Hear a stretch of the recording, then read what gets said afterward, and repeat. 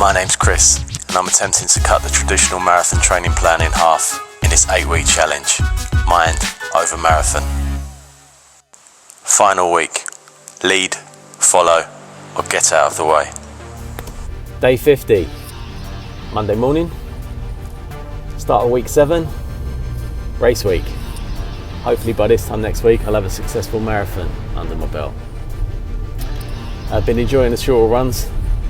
They feel really nice, but actually missing the long runs a little bit. The feeling that you get after a long run is really cool. So I'm definitely going to get back to doing some long runs at some point soon. Recovery's going well, joints feel pretty good, feeling decent shape, tiny little bit of a twinge on my right calf, but other than that, no complaints.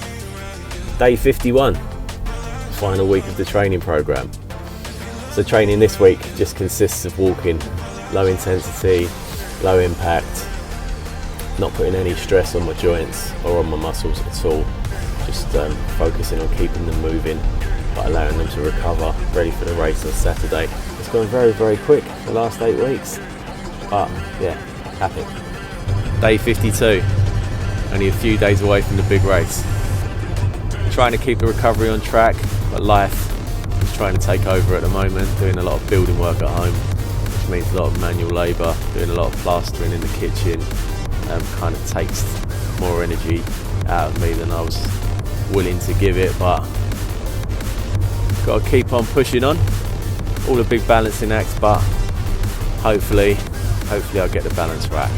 Day 53, on my way home to do a bit more plastering. Been out working since 4 o'clock this morning, so not really ideal recovery conditions, but doing my best, eating well, resting as much as I can, which isn't a lot.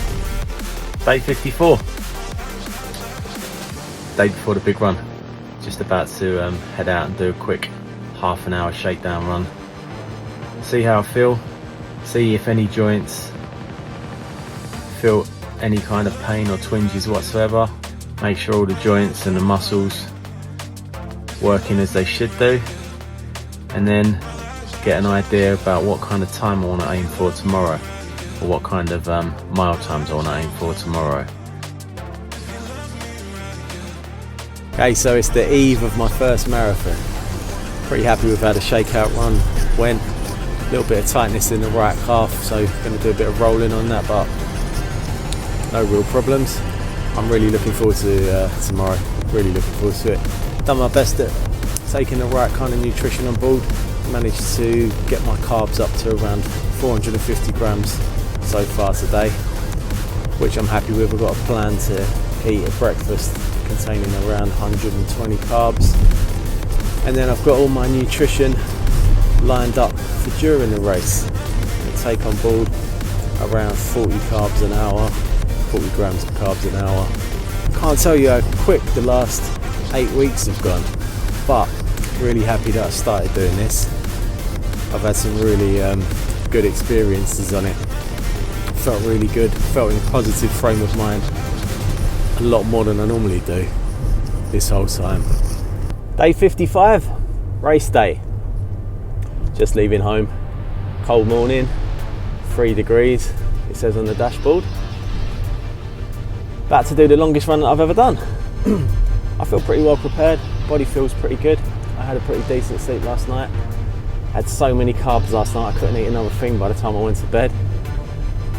Got up at 6:30ish and ate 2 sourdough crumpets, peanut butter, honey, dates, dried apricots.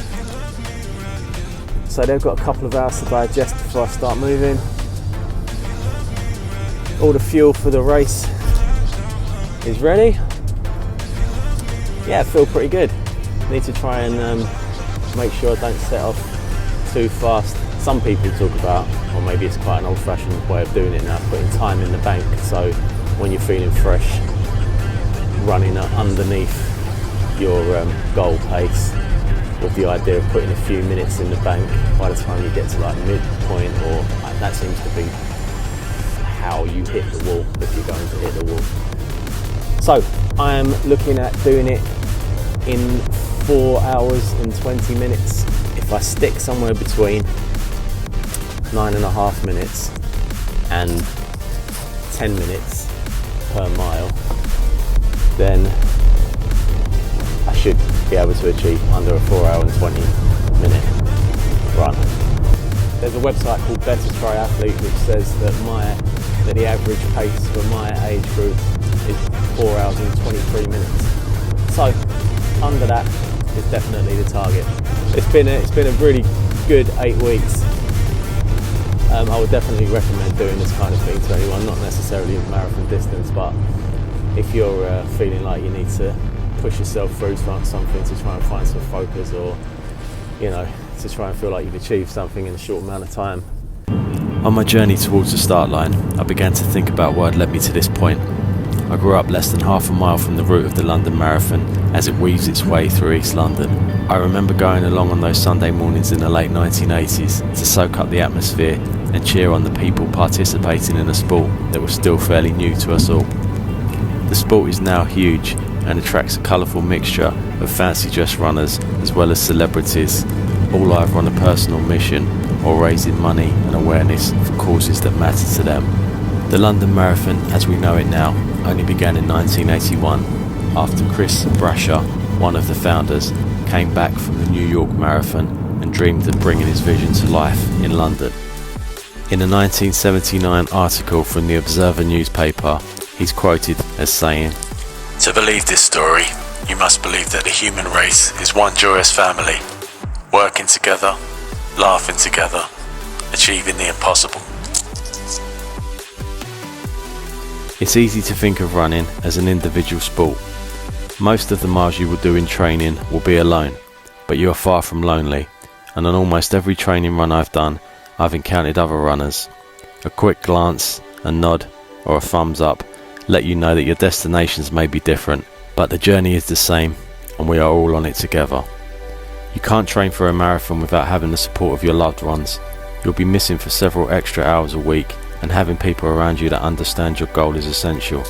There are the organisers of the race, and when we get to race day, the car park attendants, the people handing out numbers, the official cheerleaders, the unofficial cheerleaders, friends, family, the people at the aid stations, and of course, all of the other runners are helping to make your journey that little bit easier. Modern life often feels like it's designed to play us all off against each other, competing for status, likes, and attention. It's easy to fall into that trap and lose sight of what you're really about, but with a little bit of focus, it's not difficult to see that there is another way. And as I arrive at the gates of Lee Valley Country Park to complete this part of my journey, I can see Chris Brasher's vision in real life. Okay, just arrived. Beautiful day. Still only 4 degrees apparently, but lovely day. So here we go. I'm gonna go check in, get a number, hit the road.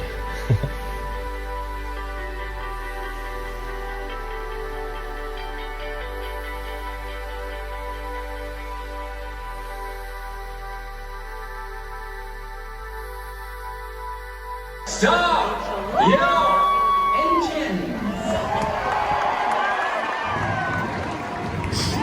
Check the view out. Lovely place to do a marathon. Just over 6 miles in. So now I'm thinking, that's the warm-up done. 20 to go. I've done 20. The first 13 of it was easy. The last 7 wasn't. So I'm going to try and run a different 20 miles now. Yeah, gorgeous place, gorgeous day. Okay. Just over halfway through. Don't feel too bad. Got to a halfway point, but my watch didn't say that I was halfway yet. I still have 0.3 of a mile to go, so don't know if it's a Garmin problem or what. Oh yeah, that's a bit of a pain. But yeah, don't feel too bad. 20 miles in, 6.2 to go. Check out the view.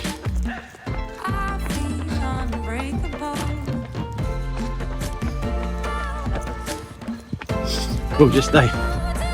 Really nice place as well to run your first marathon.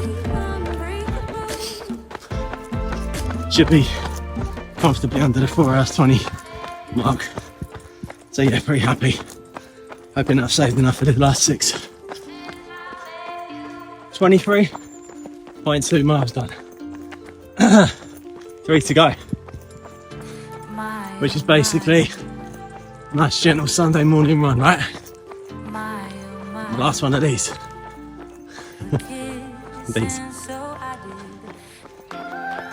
Alright. See what I can do for the last 3 miles.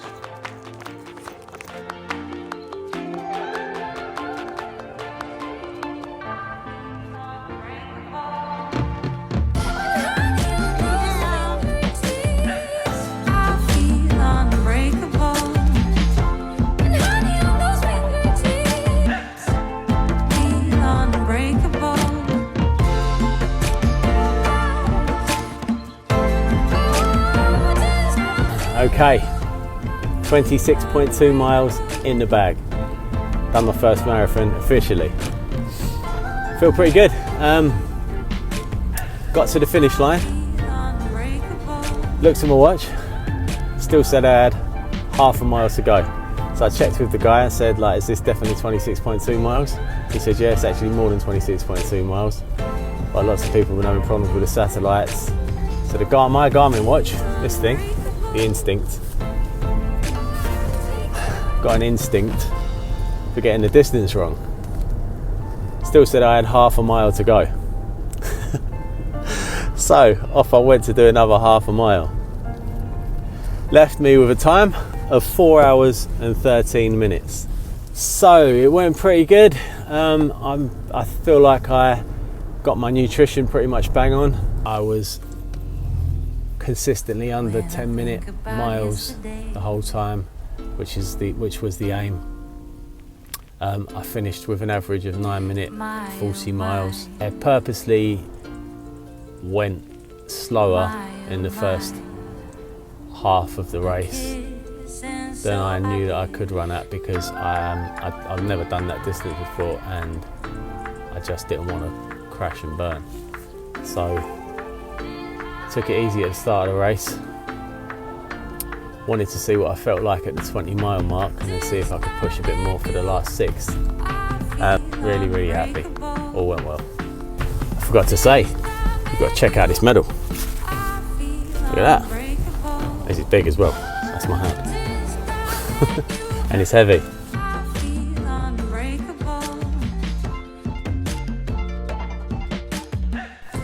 Happy to have finally got that marathon box filled in on the personal records. I'm going to look at improving all of these times over the next year. Here's the route we took around Lee Valley Country Park. Gorgeous place. So here's the split times. It shows you that mile 6 was the fastest and the second fastest, mile 26.